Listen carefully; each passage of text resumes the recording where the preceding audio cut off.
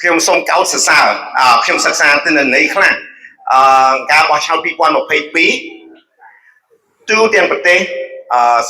ខ្មែរយើងនឹងគណៈបកភ្លើងទៀនយើងបោះឆ្នោតលទ្ធផលបាន22%បាន22%ទូទាំងប្រទេសយើងបូកសរុបទៅណា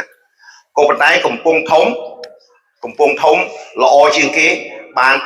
25%ជាង25%លើសលោកគេទាំងអស់ទូទាំងប្រទេសពិសេសជាងនឹងទៀតនៅស្រុកស្ទូងនេះខ្លាំងជាងគេនៅក្នុងអ្នកខ្លាំងជាងគេនៅក្នុងអ្នកខ្លាំងអញ្ចឹងស្រុកស្ទូងនេះជាស្រុកសម្រាប់គណៈបកភ្លើងទៀនយើងខ្លាំងជាងគេទូទាំងប្រទេសទាំងអស់ហើយមិនមែនដោយចៃដន្យទេមិនមែនដោយចៃក្នុងក្រុមរក្សាឃុំសង្កាត់យើងបាន34នៅក្នុង101មានន័យថា35%ទូទាំងប្រទេសយើងបានតែ19%ឯងលទ្ធផលកៅអីក្រុមប្រឹក្សាឃុំសង្កាត់យើងបាន19%ទូទាំងប្រទេសនៅស្ទូងនេះយើងបាន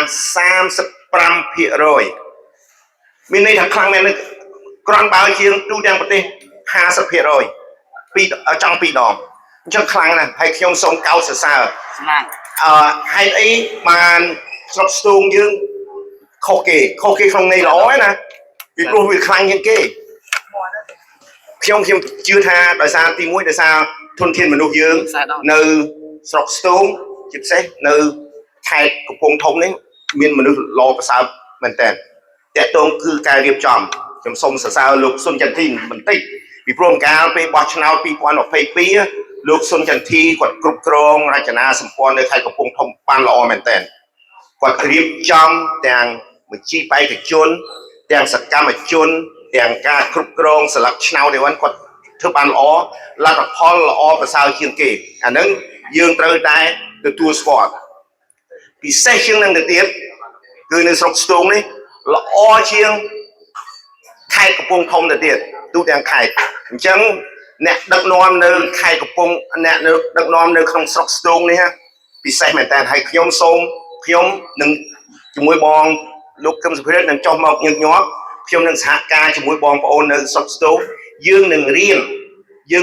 តើមេរៀនស្អីខ្លះតែបងប្អូនធ្វើត្រូវតែបងប្អូនធ្វើឲ្យមានលទ្ធផលល្អ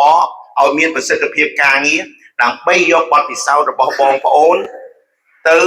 ចែកចាយនៅស្រុកផ្សេងទូទាំងប្រទេសពីព្រោះអ្វីដែលបងប្អូនធ្វើត្រូវនេះជារូបមន្តដែលមានប្រសិទ្ធភាពមែនតើខ្ញុំសូមកោតសរសើរសូមអរគុណ